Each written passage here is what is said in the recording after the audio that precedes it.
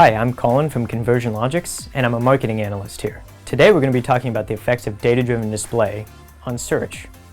Now, often advertisers have looked at a product like data-driven display and focused on metrics like clicks and CTR, when in fact it might be more beneficial to look at the campaign as a whole. So today we're going to be dropping some NBA references, and we're going to start with a trivia question. Does anybody know who this is? No, Patterson! Patrick Patterson! It's Patman! You guessed it, that was Toronto Raptor legend Patrick Patterson. Well, he's not really a legend. In fact, most people don't know who he is at all. That's because you're not going to see him on SportsCenter for his massive dunks.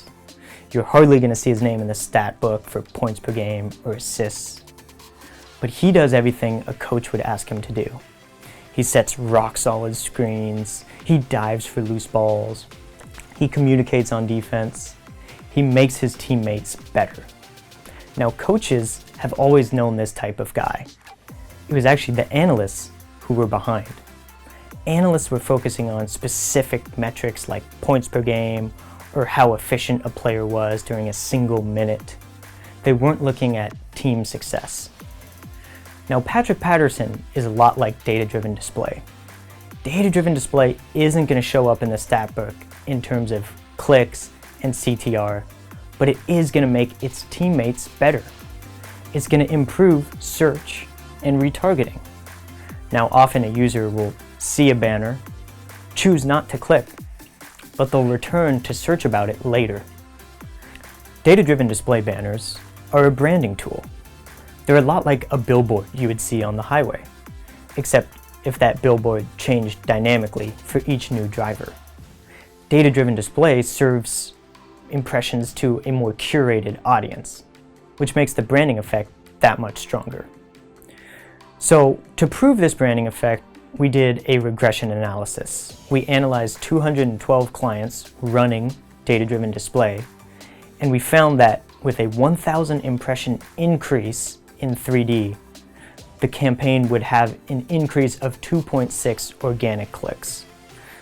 So campaigns that were running 3D had as much as a 20% lift in organic.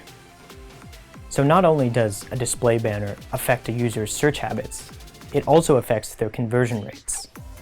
So when a user sees a banner, decides to go through search, their conversion rates will be 15 to 20% higher than if they just went through search in the first place. Now, this was conducted by a Harvard study that we'll link down below. A couple of other very interesting things came from this study. One is that display campaigns can have a time delay. Now, that means it takes about 2 weeks for a user to actually start seeing those impressions. At first, they might just kind of, blank the banner out in their mind. But once they get a couple of reps, then they'll start searching. Now, the more important fact, maybe, is that display impressions can last in a user's mind for 4 weeks. Now, of course, the most powerful moment is in the first hour, or maybe even the first minute. But even after 4 weeks, a user will remember a banner they see and search. So what we can learn from this is to evaluate our campaign as a whole. Just like a coach would evaluate his team's success, he knows that a point guard is going to have a different role than his center. And we know that Facebook is going to have a different role than data-driven display.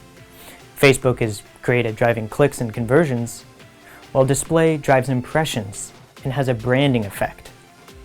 Just because a user doesn't necessarily click the banner to go to the website, they will get to the website in other ways.